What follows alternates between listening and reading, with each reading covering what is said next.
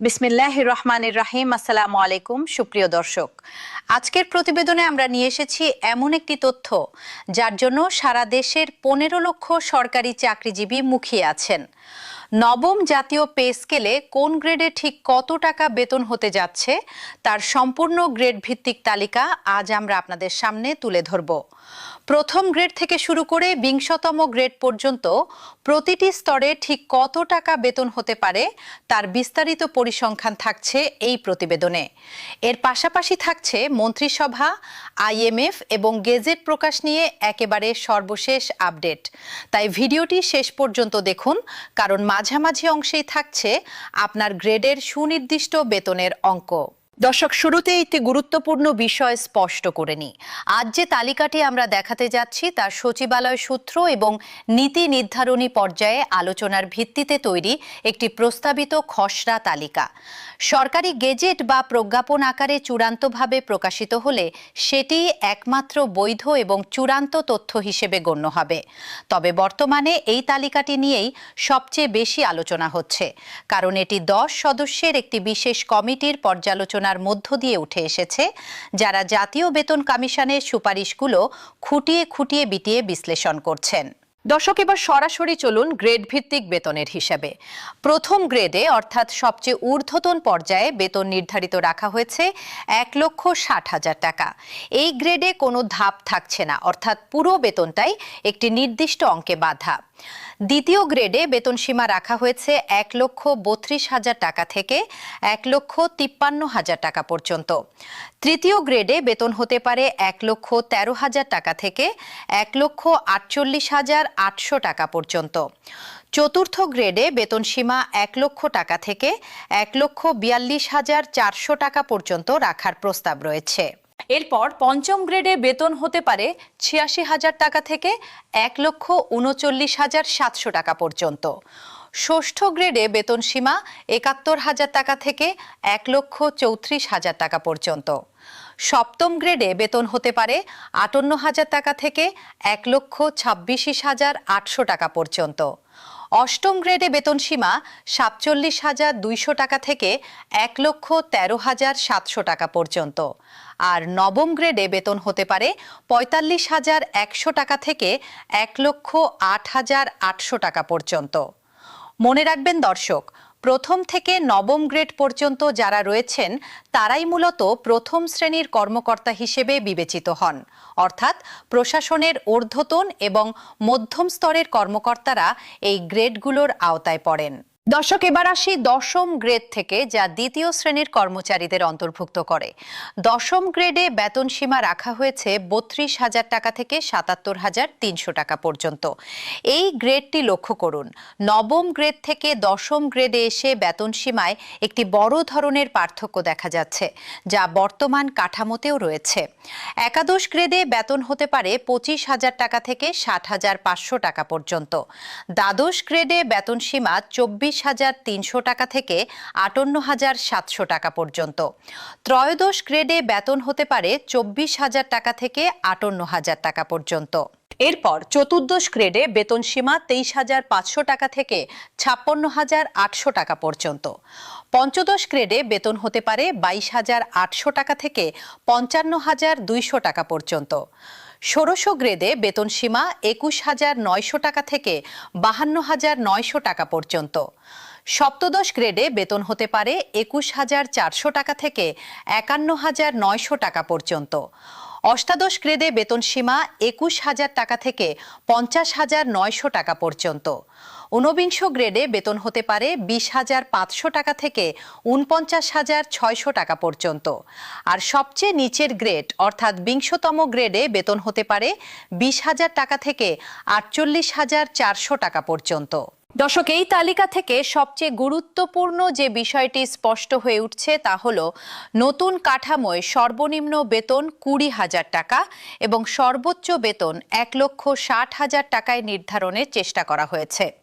তুলনা করে দেখলে বোঝা যায় বর্তমান অষ্টম পে স্কেলে 20তম গ্রেডের একজন কর্মচারীর মূল বেতন মাত্র 8,250 টাকা। নতুন প্রস্তাব অনুযায়ী এই বেতন প্রায় 2.5 গুণ বেড়ে 20,000 টাকায় দাঁড়াতে পারে। আর সব ধরনের ভাতা যোগ করলে এই গ্রেডের একজন কর্মচারীর মোট মাসিক আয় 41,900 টাকারও বেশি হতে পারে বলে ধারণা করা হচ্ছে। দর্শক, আরেকটি অত্যন্ত গুরুত্বপূর্ণ পরিসংখ্যান হলো বেতন বৈষম্যের অনুপাত। অষ্টম পে স্কেলে সর্বনিম্ন এবং সর্বোচ্চ গ্রেডের মধ্যে বেতনের অনুপাত ছিল 1:9.4। অর্থাৎ সর্বোচ্চ গ্রেডের একজন কর্মকর্তা সর্বনিম্ন গ্রেডের একজন কর্মচারীর তুলনায় প্রায় 9.5 গুণ বেশি বেতন পেতেন। নতুন প্রস্তাবিত তালিকা বিশ্লেষণ করলে দেখা যায় এই অনুপাত কমিয়ে 1:8-এ নামিয়ে আনার চেষ্টা করা হয়েছে।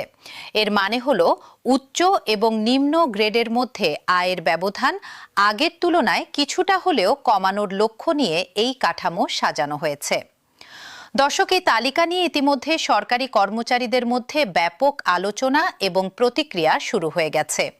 বিশেষ করে 10ম থেকে 20তম গ্রেডের কর্মচারীরা এই তালিকা দেখে তুলনামূলকভাবে বেশি স্বস্তি প্রকাশ করছেন, কারণ শতাংশের হিসাবে তাদের বেতন বৃদ্ধির হার উপরের গ্রেডগুলোর তুলনায় অনেক বেশি।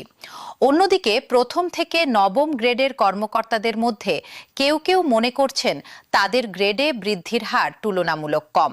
তবে সামগ্রিকভাবে বেতন বৈষম্য কমিয়ে আনার এই উদ্যোগকে অনেকেই স্বাগত জানাচ্ছেন। দর্শক, এবার চলুন জেনে নিই এই মুহূর্তে প্রক্রিয়াটি ঠিক কোন পর্যায়ে আছে।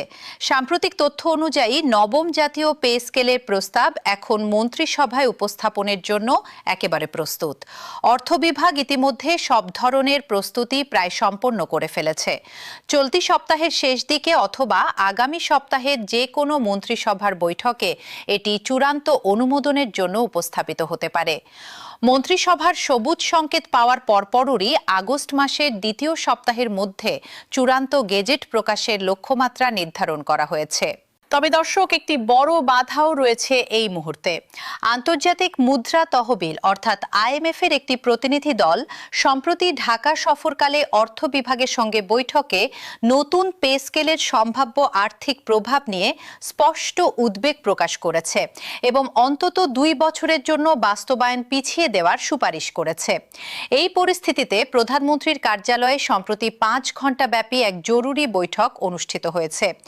বৈঠকে অর্থমন্ত্রী আমির খসরু মাহমুদ চৌধুরী এবং অর্থ সচিব ডাক্তার খায়রুজ্জামান মজুমদার সহ ঊর্ধ্বতন কর্মকর্তারা উপস্থিত ছিলেন। বৈঠক শেষে প্রধানমন্ত্রী তারেক রহমান বিষয়টি আরও গভীরভাবে বিশ্লেষণ করে চূড়ান্ত সুপারিশ তৈরির নির্দেশ দিয়েছেন। দর্শক, অর্থ মন্ত্রণালয়ের একজন কর্মকর্তা স্পষ্টভাবে জানিয়েছেন যে নীতিগতভাবে পে স্কেল বাস্তবায়নের সিদ্ধান্ত থেকে সরকার সরে আসতে চায় না। তবে একবারে সম্পূর্ণ কাঠামো কার্যকর না করে ধাপে ধাপে বাস্তবায়নের বিষয়টি বিবেচনা করা হচ্ছে। এ কারণেই বাস্তবায়ন পরিকল্পনায় 2টি ধাপের কথা বলা হচ্ছে। প্রথম ধাপে 2026 সালের 1 জুলাই থেকে নতুন মূল বেতন কার্যকর হবে, আর দ্বিতীয় ধাপে 2027 সালের 1 জুলাই থেকে বিভিন্ন ভাতা কার্যকর হবে। দর্শক, আরও একটি গুরুত্বপূর্ণ আন্তর্জাতিক সময়সূচির তথ্য জেনে রাখা দরকার। আগামী অক্টোবর মাসে থাইল্যান্ডে অনুষ্ঠিতব্য বিশ্বব্যাংক এবং IMF এর বার্ষিক সভায় এই পে স্কেল ইস্যু নিয়ে আরও আলোচনা হতে পারে।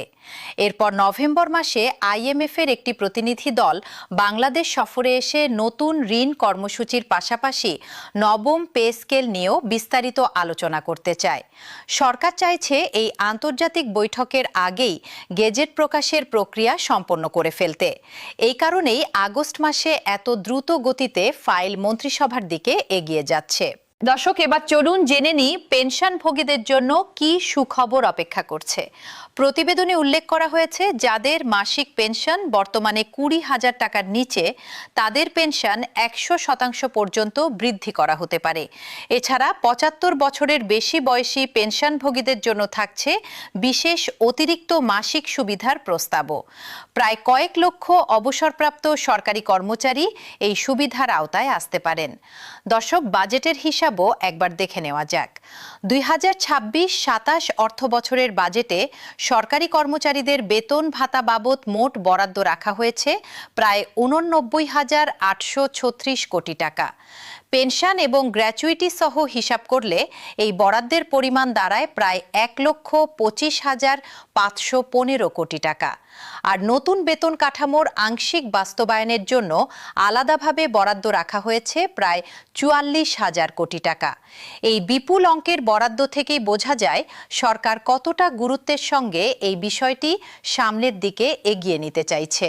দর্শক, এখন প্রশ্ন আসতে পারে, গেজেট প্রকাশিত হলে টাকা হাতে পেতে কতদিন লাগতে পারে? যেহেতু কার্যকরের তারিখ 1 জুলাই থেকেই ধরা হচ্ছে, অথচ গেজেট প্রকাশিত হচ্ছে আগস্ট মাসে, তাই মাঝের এই সময়ের বেতনের পার্থক্য বকেয়া হিসেবে একসঙ্গে পরিশোধ করার সম্ভাবনা রয়েছে। তবে গেজেট প্রকাশের পর প্রতিটি মন্ত্রণালয় এবং দপ্তরকে নতুন কাঠামো অনুযায়ী প্রতিটি কর্মচারীর বেতন পুনর্নির্ধারণ বা ফিক্সেশনের প্রক্রিয়া সম্পন্ন করতে হবে। এই প্রশাসনিক প্রক্রিয়ায় কিছুটা সময় লাগতে পারে বলে সংশ্লিষ্টরা জানিয়েছেন। দর্শক, আরেকটি গুরুত্বপূর্ণ তথ্য হল, নতুন কাঠামোয় শুধু মূল বেতন নয়, বরং বাড়ি ভাড়া ভাতা, চিকিৎসা ভাতা, শিক্ষা ভাতা এবং যাতায়াত ভাতাও নতুন করে পুনর্বিন্যাস করা হচ্ছে। এই সুবিধাগুলো কার্যকর করতে একাধিক পৃথক প্রজ্ঞাপন বা এসআরও জারি করতে হবে বলে অর্থ বিভাগ সূত্রে জানা গেছে। এই কারণেই মূল বেতন আগে এবং ভাতাগুলো পরবর্তী ধাপে কার্যকরের পরিকল্পনা নেওয়া হয়েছে। দর্শক, এই পুরো নতুন কাঠামোর আওতায় কারা কারা আসবেন তাও একবার স্পষ্ট করে নিই। শুধু বেসামরিক প্রশাসন ক্যাডার নয়, বরং সশস্ত্র বাহিনীর সদস্যরা এবং বিচার বিভাগীয় কর্মকর্তারাও এই নতুন পে স্কেলের আওতায় আসবেন। জুডিশিয়াল সার্ভিস পে কমিশনের পক্ষ থেকে পৃথকভাবে সুপারিশ জমা দেওয়া হয়েছে, যা সচিব কমিটির আলোচনায় বিবেচনায় নেওয়া হয়েছে। ফলে এই সিদ্ধান্তটি রাষ্ট্রের প্রায় সব স্তরের কর্মচারী এবং কর্মকর্তার সঙ্গেই সরাসরি সম্পর্কিত। দর্শক, চলুন সবশেষে একবার পুরো তালিকা এবং আপডেট সংক্ষেপে ঝালিয়ে নিই। সর্বোচ্চ গ্রেডে নির্ধারিত বেতন 1,60,000 টাকা, আর সর্বনিম্ন গ্রেডে বেতন সীমা 20,000 থেকে 48,400 টাকা পর্যন্ত। বেতন বৈষম্যের অনুপাত 1:9.4 থেকে কমিয়ে 1:8-এ নামিয়ে আনার প্রস্তাব। পেনশনভোগীদের জন্য 100% পর্যন্ত পেনশন বৃদ্ধির সম্ভাবনা। মন্ত্রিসভায় ফাইল উপস্থাপনের একেবারে দোরগোড়ায়। আইএমএফের 2 বছর পেছানোর সুপারিশ সত্ত্বেও সরকার নীতিগত অবস্থানে অনড়। আর অক্টোবর-নভেম্বরের আন্তর্জাতিক বৈঠকের আগেই গেজেট প্রকাশের টার্গেট। দর্শক, তবে সবচেয়ে গুরুত্বপূর্ণ কথাটি আবারও মনে করিয়ে দিচ্ছি, আজ যে গ্রেড ভিত্তিক তালিকা আপনাদের দেখানো হলো তা এখনও একটি প্রস্তাবিত খসড়া মাত্র। সরকারি গেজেট প্রকাশিত না হওয়া পর্যন্ত এই সংখ্যাগুলোকে চূড়ান্ত বলে ধরে নেওয়ার কোনো সুযোগ নেই। তাই কোনো ধরনের আর্থিক সিদ্ধান্ত নেওয়ার আগে সরকারি ঘোষণার জন্য অপেক্ষা করাই সবচেয়ে বুদ্ধিমানের কাজ হবে। দর্শক, আমাদের নিউজ টিম প্রতিনিয়ত এই বিষয়ের ওপর সার্বক্ষণিক নজর রাখছে। মন্ত্রিসভার বৈঠকে যখনই এই ফাইল অনুমোদিত হবে এবং চূড়ান্ত গেজেট প্রকাশিত হবে, আমরা তাৎক্ষণিকভাবে হালনাগাদ সম্পূর্ণ তথ্য নিয়ে আপনাদের সামনে হাজির হব। তাই চ্যানেলটি এখনই সাবস্ক্রাইব করে রাখুন এবং নোটিফিকেশন বেল আইকনটি অন করে রাখুন, যাতে ব্রেকিং কোনো তথ্য প্রকাশিত হওয়ার সঙ্গে সঙ্গে সবার আগে আপনি জানতে পারেন। দর্শক, আপনি কোন গ্রেডে আছেন এবং প্রস্তাবিত এই তালিকা দেখে আপনার প্রতিক্রিয়া কি, কমেন্ট বক্সে অবশ্যই জানিয়ে দিন।